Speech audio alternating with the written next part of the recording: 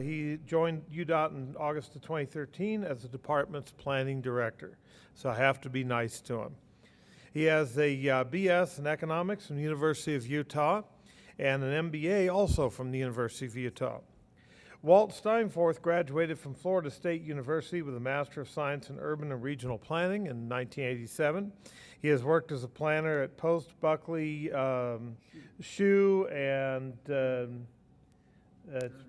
Jernigan. I'm trying to read the notes on top here. In modeling development, urban area planning, toll studies, corridor and toll studies again. Leaving PBS&J, he went to Florida DOT as a modeling project manager. He has been at UDOT in planning for the last few years in modeling, managing the Utah State Travel Model and the Utah Long Range and Unified Plans. Andrea Mosier is a planner and the principal at BioWest up in Logan. She has worked on projects for UDOT for over the last 15 years from a variety of aspects: planning, design, NEPA, construction, monitoring, and active transportation planning and implementation. So I'd like to turn it over to Jeff Harris, and thank you all for coming today. Isn't he good? So if you haven't seen Dan's presentation, you got to go to it. Dan's a really good presenter. Dan is a rock star. So again, thank you all for coming. I don't know a lot of you in here. I guess you're coming to ask what is planning. I have to tell you, 16 years ago, 17 years ago, I needed a career change, and so I started looking in the newspaper, and I saw this job. It was called transit planning, and I go, what is that? There's really a profession called planning. I had no idea. Again, I don't have a degree in planning, which, by the way, allows me to make fun of engineers and planners at the same time, not being either one trained. So I got into transit planning back in, a long time ago. I'm not going to tell you what year because it'll show that my math is wrong. So what we want to do today is talk a little bit about the long-range planning process, what UDOT does, and contrast that a little bit with what happens in the urbanized areas. We want to talk about the collaboration, really a lot of internal collaboration and external collaboration as well. Our motto is, you've heard a lot of mottos today, is this is your plan, UDOT. This is not the planning division's plan. We don't do this for our sake. We do it for your sake. It is your plan, and the amount of collaboration and cooperation we got from the regions this year and our other stakeholders was incredible. And then we want to talk a little bit about next steps. We just published our long-range plan this summer, along with our MPO partners. And I'm not going to talk about the unified plan because we have a presentation on that tomorrow. We're going to kill you with planning in the next couple days. So, jumping into it. So, these are the planning areas in the state of Utah. You can see the blue areas. That is blue, right? I'm colorblind. Yeah, thank you. You can see the blue areas. Those are the metropolitan areas, and our MPO partners are responsible for the planning in those areas. UDOT has long-range planning responsibility in what we call the rural areas of the state. You know, some interesting statistics: 9 out of 10 Utahns live in 1.1% of the land in the state. In terms of density, that's 9th in the nation in the urbanized areas.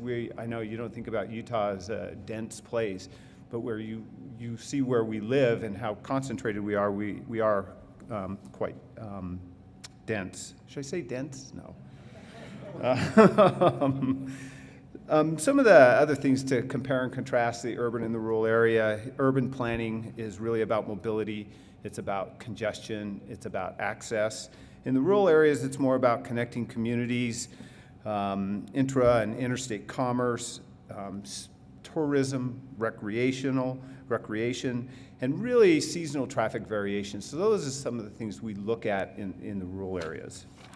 Some of the coordination that goes on, I will show, this is the only slide that I will show on the Unified Transportation Plan. We're going to talk more about this tomorrow. But we do coordinate the planning horizon, so what year we're planning out to. This plan is from 2015 to 2040. The schedule of those updates, the plan phasing, air quality conformity, financial assumptions, cost estimating, integrated travel demand models, and the statewide household survey. As any of you heard this morning, if you were in the Wasatch Front Central Corridor study, the amount of collaboration that goes on in the state of Utah is remarkable, and I think a lot of the rest of the country just is awestruck when they figure that out. I will tell you, though, like I said this morning, it's not always a love fest. Partnering is very difficult. It's very hard, and that's by design. We have different agencies, different perspectives, different goals and objectives, and that's all good. That makes the planning process better. So with that, I'm going to turn it over to Walt to take the next couple slides. You're on. And please, questions as they come up?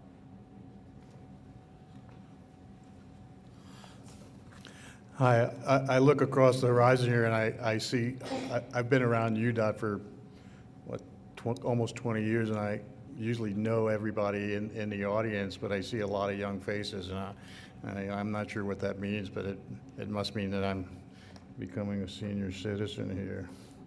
And I think when I listened to him talking about planning, in the 80s, I left the military, and I too was looking for a new career, and I got into planning. And over those years, people say, "Well, what do you do?" I'm an urban planner, and they go, "An urban planter?" And going to school in the Deep South, the Panhandle of Florida, it's extremely rural and ag intensive. And I started to think about that, and I said, and what came to me was, yeah, this is where we start planting the seeds for those long-term projects that we hope to see in the future. So in some sense, that the planting analogy is kind of relevant for what we do, because we're trying to look out over the horizon and understand what's coming at us tomorrow. And Carlos and Shane's discussion about tomorrow, we really are at the precipice of great change in transportation, and how we implement those projects, how we coordinate with the public, and those kinds of questions are what we'll be asking and trying to solve over the next several years.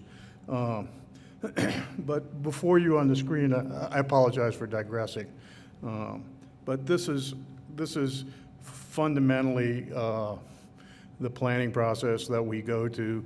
We set our goals. UDOT has its 3 goals, so we try and understand what the needs are. Based on those needs, where safety problems are, where the capacity problems are, and try and get to the strategies involved in trying to solve those problems. Once you hold an issue up into the light, you can start asking questions about what's the root cause of those things, and until you know the root cause of those systemic problems, safety or capacity, you can start throwing alternatives and solving with different things. The biggest complexity is, and one of the things we tried to improve on in our planning process this year, and we're always trying to improve, is the funding, how we identify funding and how we deal with the money. Planning is as much about identifying needs as it is about paying for things. So we spent a considerable amount of time trying to understand our money. And the big question in the money was, we were always pretty close with understanding our money, but when we started asking questions about how did we do that last time, we struggled with the assumptions we made, and we weren't very good at writing it down. So one of the improvements we made is You're stealing my slide, you know that. I'm sorry, but it's right there in front of me. And then last but not least, we have a whole list of projects and needs out there, and the money never matches the needs. So we've got to ask questions about what our priorities are. Which ones come first? So we prioritize things. So that's the planning process in a nutshell, if that was a nutshell.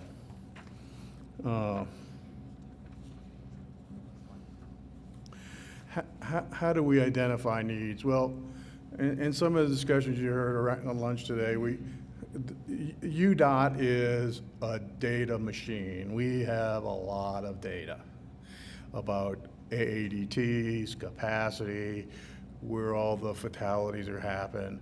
We've got a ton of it. So we go through that. We do a lot of travel demand modeling, where people live, where they work.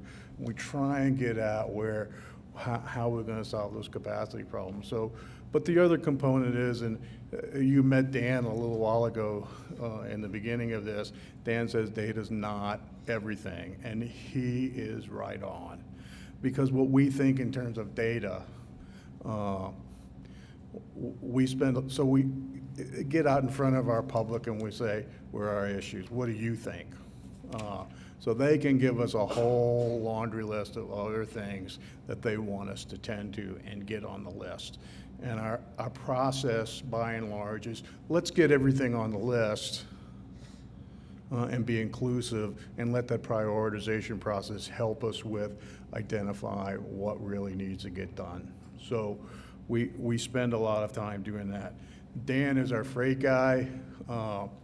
He spends a lot of time with the trucking industry and the rail industry, trying to understand where freight struggles on our transportation system, moving trucks and stuff.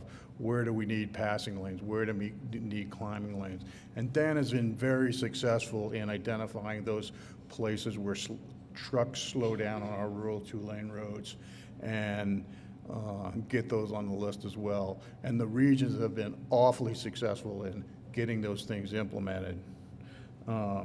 So the data and some of this discussion is really the starting point. Phasing and priorities, we have to understand how money flows, so phasing is part of prioritization and phasing, how the money flows. So I think, okay, and oops. The other thing, planning regulations. There's planning regulations, state regulation, federal regulations. We're always stressing and trying to make sure that we comply with all these regulations. So some of the regulations, planning is really about having that conversation with our public, with our AOGs, with our regions, with the tribes. So we spent a considerable amount of time going out to them and the AOGs and asking them where our needs were, League of Cities and Towns. So they're very open to help us understand that list. So at the end of that, we also get comments of how we did with the plan and the money and the project list. So, Next one, me? yes. Now the slide he was trying to steal from me.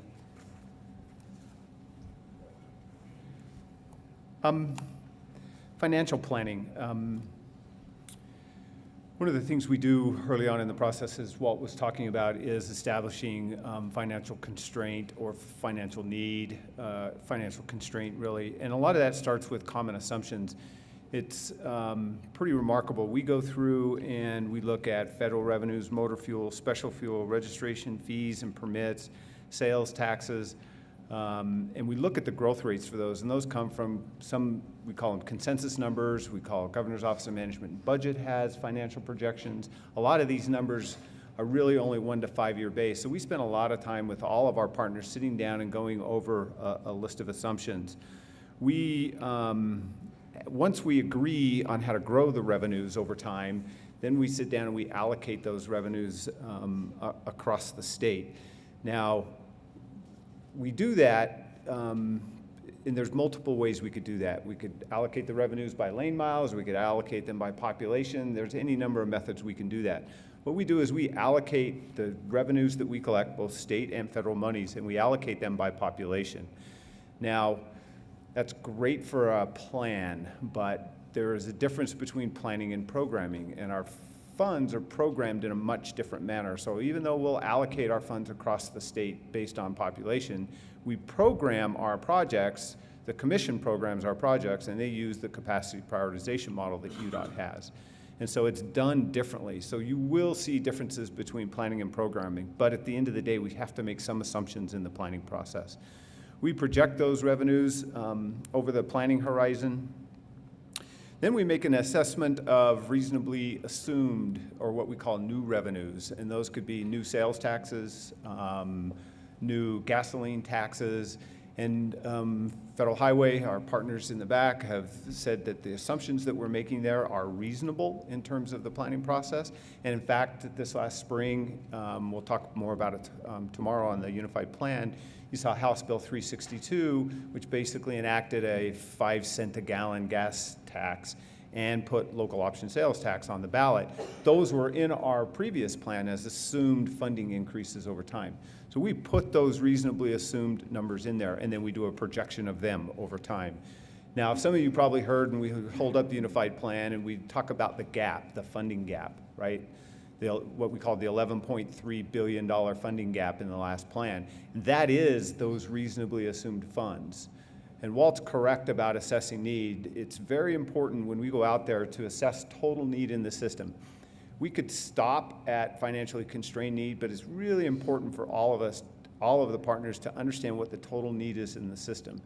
Then we financially constrain it down, and then again, it's scrunched down into existing versus these new revenues. So it really is a fiscally responsible plan. It's not the big wish list that we want to do everything in the world. It is pretty much narrowed down, and it is prioritized. And then, as I mentioned before, it's financially constrained. The picture you're seeing here below is one of the front pages of a financial model that we had developed this year. Before this, it was really just a spreadsheet on one person's computer. And yes, it was good, and from a planning perspective, it was great assumptions. So we've developed this model, and all of the partners, again, UDOT, UTA, and the 4 MPOs, all contributed to the development of this model. So now we have a fairly robust financial model. One of the downsides, and I will tell you the downsides of this, is we've almost gotten into more of an accounting exercise in some cases rather than financial planning. And when you're talking dollars over 30 years, you're talking a lot of money, right? Billions and billions of dollars over 30 years. And sometimes we have to remind ourselves not to talk about 10 million just because, over 30 years it's noise. But it has gotten to a little bit to an accounting exercise rather than a financial planning exercise. But again, it's a robust model, and it's really helping us as we move forward. The other thing we're able to do with this is scenario plan. What happens if this funding doesn't happen, does happen, and we're able to play that against what our needs list are. I think you're going to take this one, right? What's in the long-range plan? Take it. Take it away.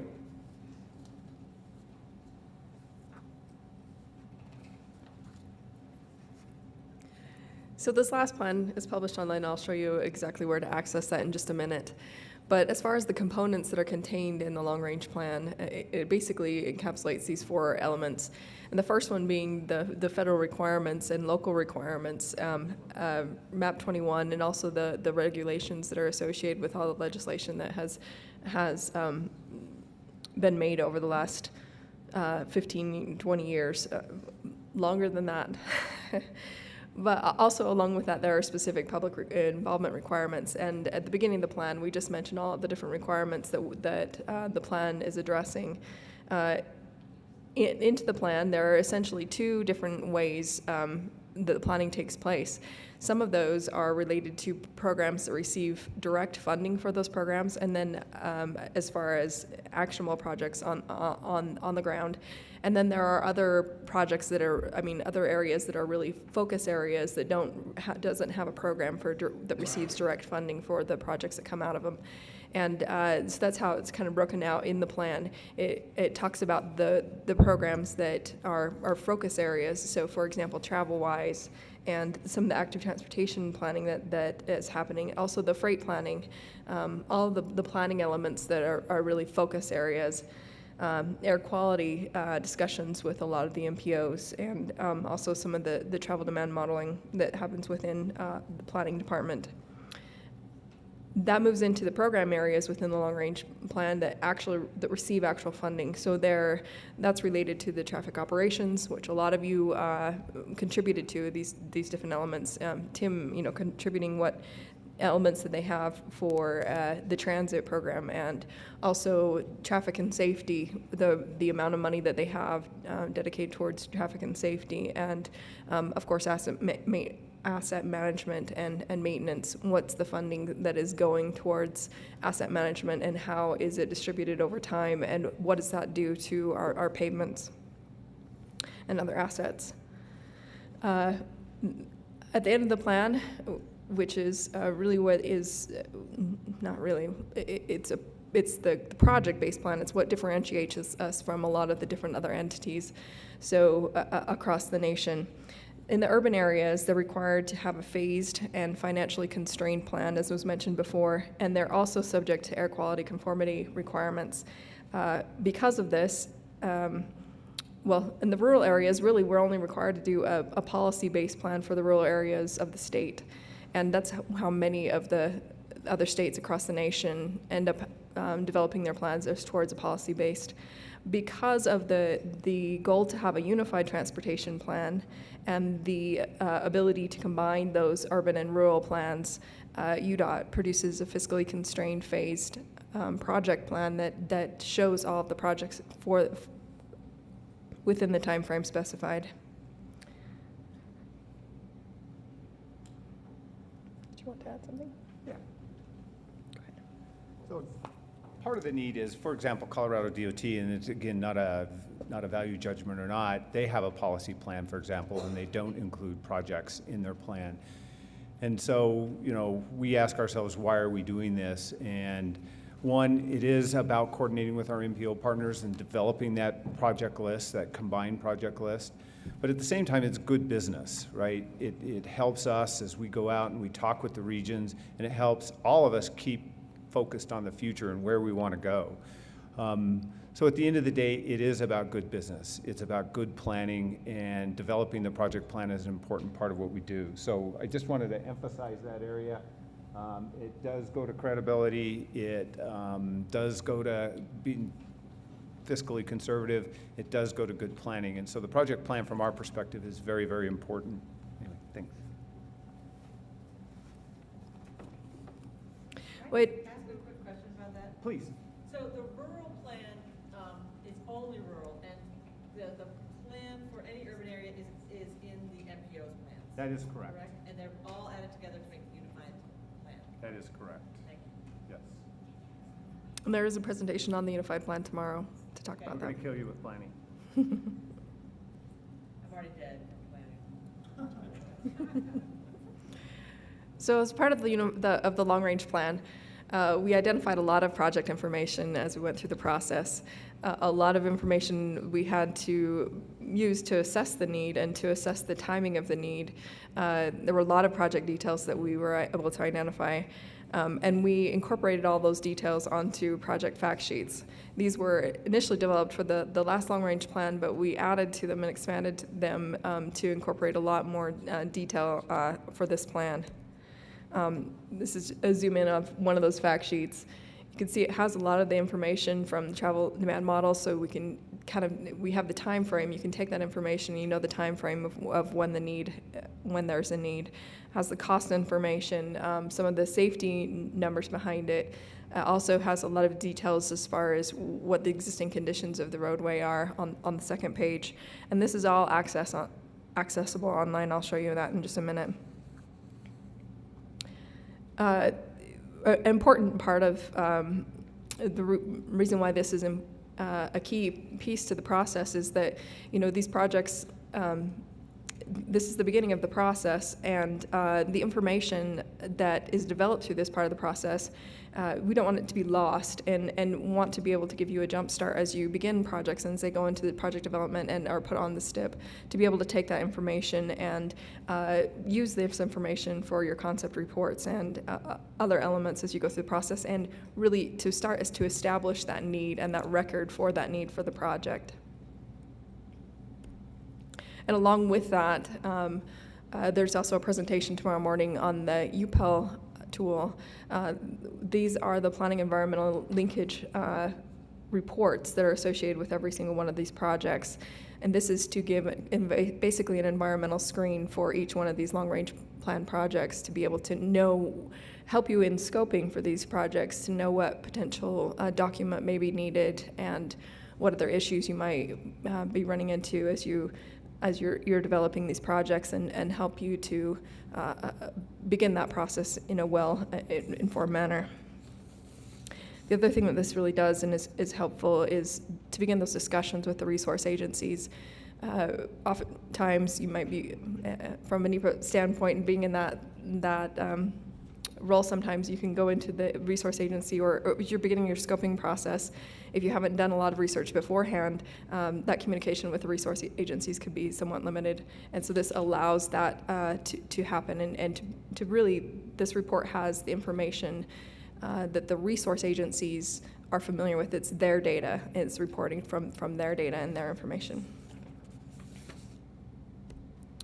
So how do you access this information? This is a snapshot of the website. I'll just take you there live. There's a quick link, so it's just the UDOT website /go/LRP. And here's a little bit of information, kind of an overview for those who may not be familiar with the planning process or how it comes together. Just a couple of links to feedback or the process, understanding the process and how it comes together. And then there's also a video about the long-range plan. If you click on the how can I access the plan,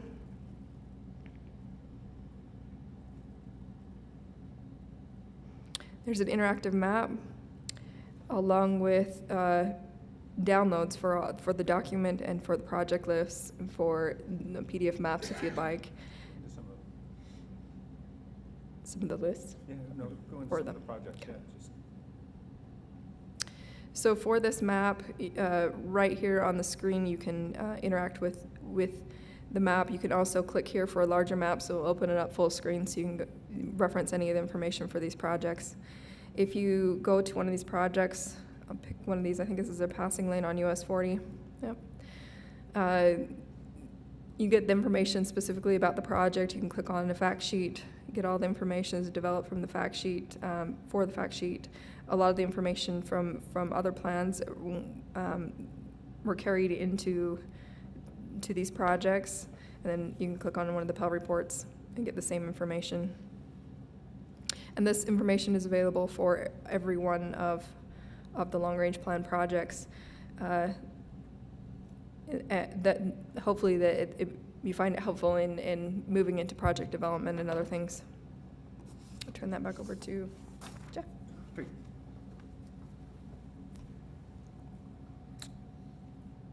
Kill that.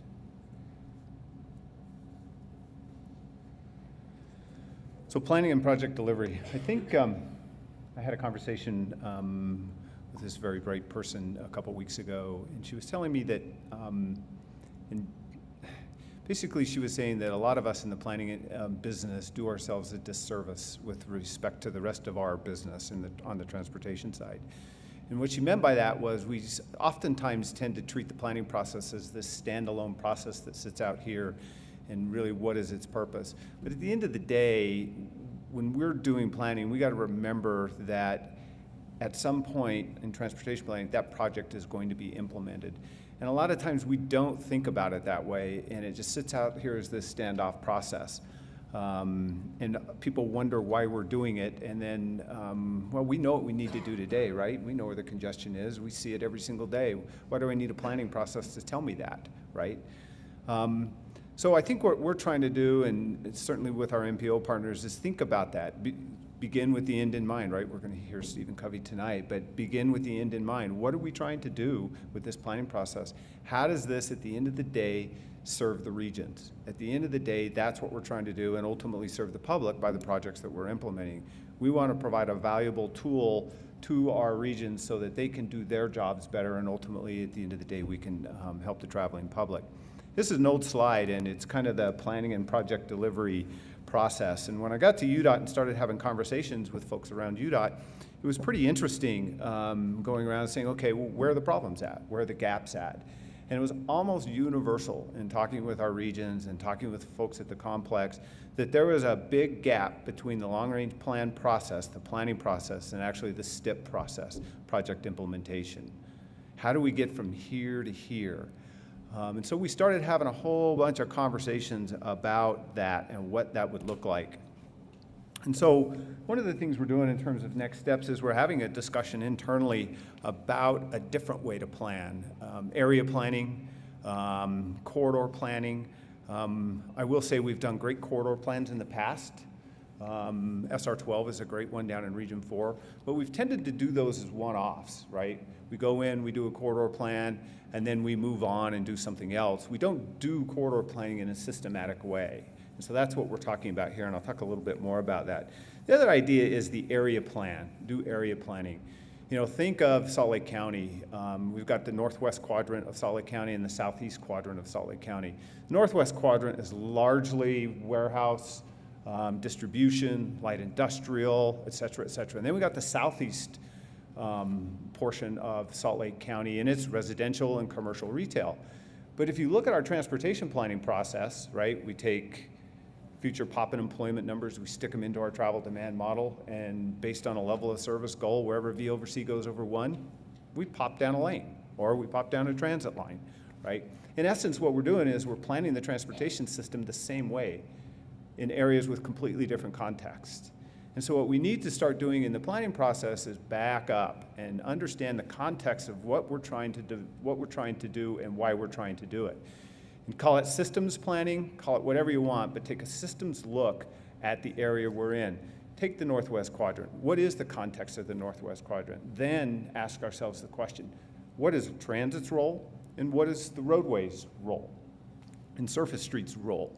And then you can start, once you've defined that and you've thought through that, then you can start getting down into the actual facilities themselves, right? And start putting the right projects in at the right time for the right reason. And so that's what we're trying to do now. We've kind of broken this up into 3 different categories: long-range planning.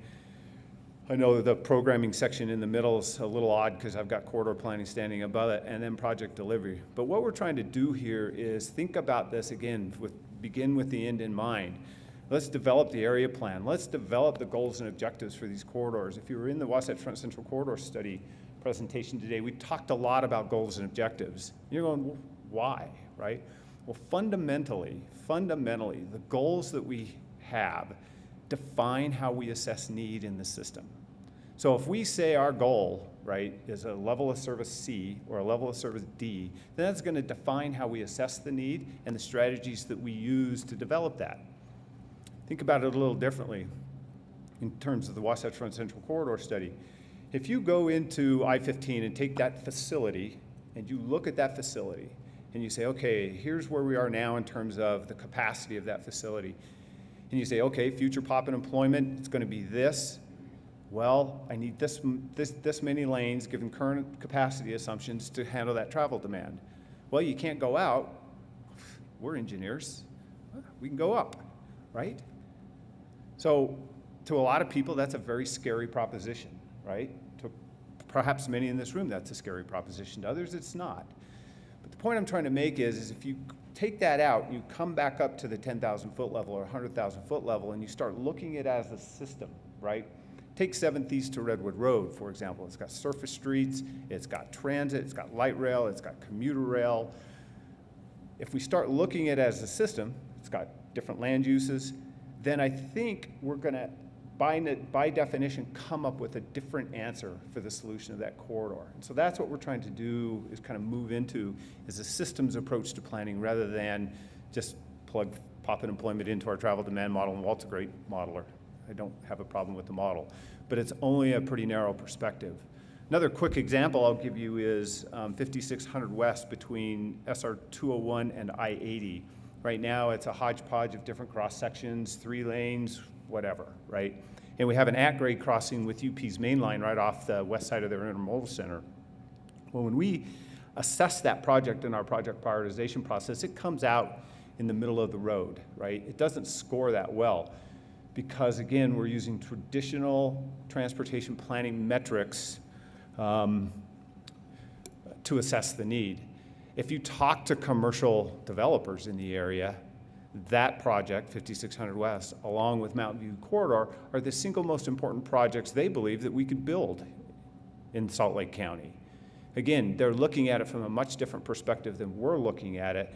And so again, another thing that we're trying to do is change the way we look at the system, change the way we assess need, so that we can develop a better system, the right project at the right time for the right reason. So I spent a lot of time on that. Where we are internally is we've had several working groups with the regions. We've met with them on several occasions to discuss what a corridor planning process would look like, what we're trying to do. And then we actually had a workshop with all the regions, the program areas in August. And so we're kind of putting together the process of what this would look like. One of the messages that I gave the regions early on is this, and if you're not inside of UDOT, you probably won't get this as much, but if you're inside of UDOT, you probably will. This corridor planning process is not about the planning division. What we are at UDOT is a resource to the regions, and every day that's how we need to think, is we provide resources to Rod Terry up in Region 1, and we provide tools and facilitation, whatever they need in order to do their jobs more effectively. So this corridor planning process we're thinking is going to be, I think personally, it must be owned by the regions. But it's an interesting process. I think it'll change the way we do business. Essentially what we're talking about is developing 10-year business plans, implementation strategies for our corridors that sit in front of the STIP process. So in other words, it plugs that gap between the long-range planning process and the STIP process. And I think it really will change our STIP process and make it much more coherent. Any questions? No questions, silence. Next steps continued. I'll just take the last one. You good? While I'm here? You want it? The last slide? I might as well, I'm here. Okay.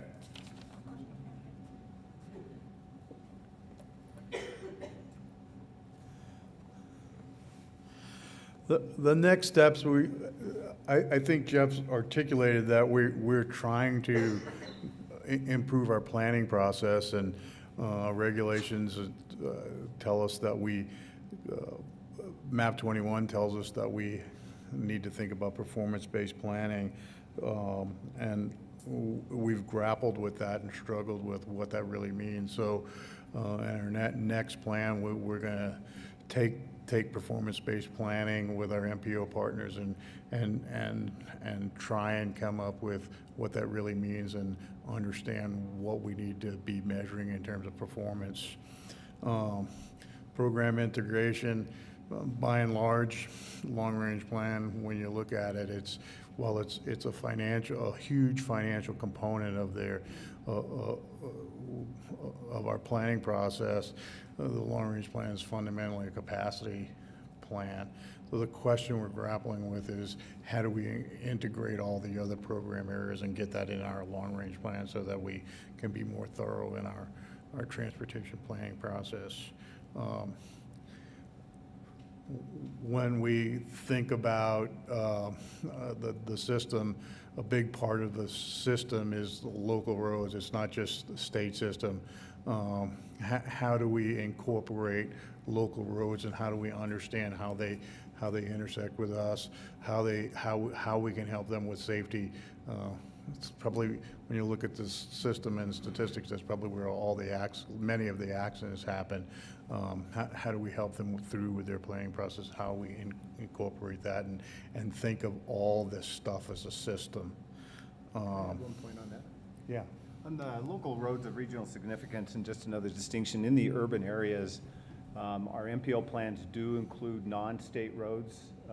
There are federal aid routes, but they're non-state roads, so they do include those projects for those, again, what we call local roads of regional significance. We have never done that in the rural areas of the state of Utah. But in a lot of cases, so what we're grappling with now is, how do we do that? Do we do that? And so we're going to start a lot of conversations with local government about doing that with AOGs, just to create a more complete picture. A classic example of that is Mid-Valley Highway in Tooele. It's a planned facility. It's gone through the EIS process. Right now, it has not been designated as a state road. but it very well might be in the future, right? So how do we account for that? The Heber bypass. There's a whole bunch of local roads out there that we need to start considering because they do impact the state system or are impacted by the state system. So that's a big one that we're going to be grappling with over the next 4 years. Thanks, Walt. The other thing we know we need to do, and I think we started on this long-range plan where we spent a considerable amount of time talking to the tribes and meeting with the AOGs, cities in our modeling process, counties as well. The cornerstone for planning regulation is really public coordination, outreach, and those kinds of things. So we know internally we can do a better job with our public engagement process. So the question is how do we do that, and how do we find the time to really get out into the other counties that aren't urbanized? So that's part of our question. Can I give a plus for the regions as well? Sure. And let me talk about the process with the regions, this time the poor regions. They had to sit through, like Region 2, Region 1, and Region 3, both urban areas and rural areas. Again, this is their plan. You know, we can start with travel demand data, and we can put paint on a canvas, but at the end of the day, it's very difficult to substitute that knowledge for the knowledge that's happening out on the street today. The regions know their system better than we know it, and so we can't develop a comprehensive plan that is done in a planning black box up here and just stapled together. So we spent a lot of time with the regions. There were 3 sets of meetings with the regions. Early on, we looked at draft lists of projects. We got comments. Then we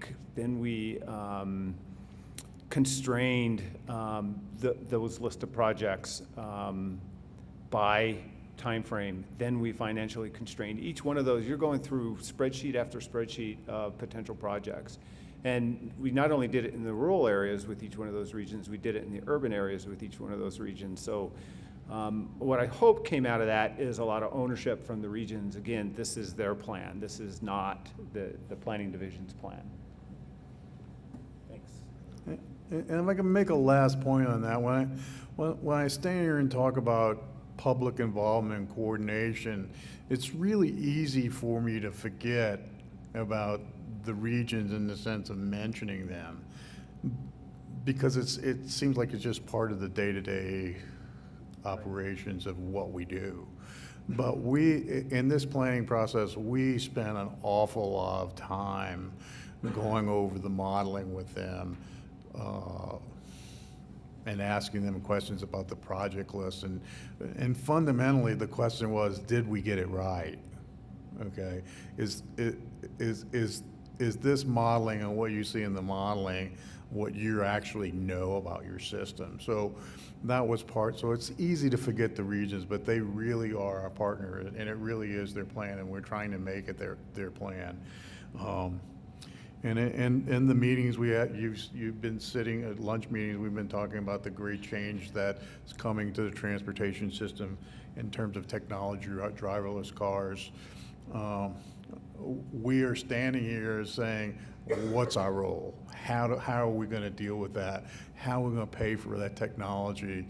What's it going to give us in terms of capacity? So we're trying to understand that, and that's part of the Central Corridor question, is how much capacity do we really need? So we're trying to we will be asking those important questions about technology and what's the implementable project for the DOT, and maybe what's the policy question for the DOT in terms of this new technology that's coming at us. And it's not if it's coming at us, we know it's coming at us, and we have to be prepared to deal with it. EPM integration. When we think about our planning process, we've always had a lot of projects, but tracking those projects from this long-range plan to project implementation has always been a question for what did we do and what did we accomplish. So with EPM integration, we're trying to be able to track our projects from, if you will, from inception to construction, and know what we're accomplishing, so that we can measure performance down the road. How are we doing? and then develop common center lines at LRS for the MPOs, Utah. We have done a pretty good job of developing this LRS system for the state system and probably in the MPO system, but again, there's a huge system out there that's just not accounted for in our LRS, and how do we account for that, and how do we get that in our data system and understand how they're working. So those are the big questions that we think we've got on the canvas for what we want to do in the next 4 or 5 years. So, thank you. Any questions? Flip to the last slide. Thank our partners. Oh, these are our partners. I've had a great team. Andrew's one of my project manager on the consultant team. I couldn't have created this long-range plan without my consultant partners here. BioWest, Andrea, RSG, was our modeling component, as well as Interplan. They helped with our traffic. They did a stellar job in a short fuse.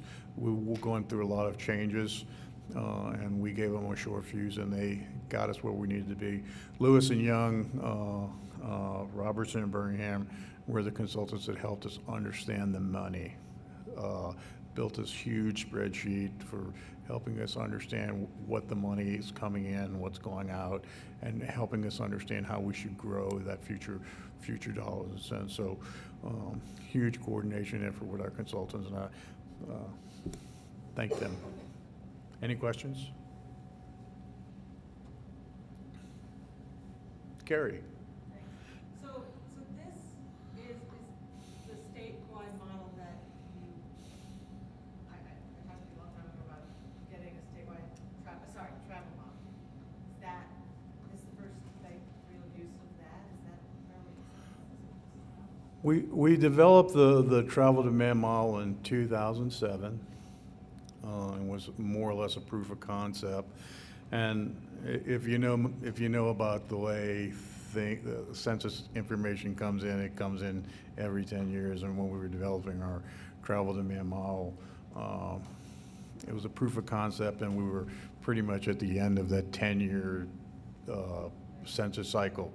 So in this last cycle, the 2010 census came along, and we started getting data in from that census. So big part of this modeling process was to incorporate new census numbers, as well as some other improvements. And since it was a proof of concept, I kept looking at our TAC structure and saying, this is getting kind of geeky. Maybe, I'm not sure how many of you know what I'm talking about, but I thought we could improve on that TAC structure and do a better job with that population employment with smaller zones. So that was a big part of the modeling for this time, as well as. The point being is that a travel demand model exists for rural areas. Yeah, and if I can just put in a plug for Walt's team, yes. In fact, we're probably one of, a handful of DOTs across the country that have a statewide travel demand model. And it's not only good because it assesses need in the rural areas, it's good because it bounds the urban area travel demand models. And the fact that those two are integrated to the same platform adds a lot of value to the MPO areas as well. That's really one of the areas where we need to do better, is the near urban modeling, quite frankly, because our model does operate a little bit differently than the urban models. And sometimes we don't capture like peak hour travel as well as the urban models do in areas like Tooele, for example. But yes, your point's exactly right. Other questions? But to capitalize on that some, we do take the urban model structure as well. Yeah. In our model, so. Other questions? Sir? Obviously, performance measures are going to be big with the long-range plan, but do you see that being implemented at the corridor plan level? Yes, I do. Again, and it comes back to setting the goals, right? What does the corridor how does that corridor need to function? When we set the corridor goals for Wasatch Front Central Corridor study, it wasn't study goals. It was, the goals really are, how does that corridor need to function? And so out of that goals and corridors need to function differently in different areas of the state. And so out of that discussion and out of that question are necessarily going to come objectives and performance measures and trends and targets that we're going to try to meet. Absolutely. questions? Let's give them a hand. Thank you for your time.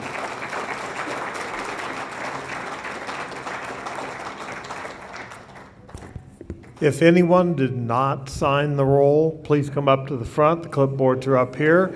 If anyone is from out of state and needs a certificate for credit, please come up to the front as well. Thank you for coming.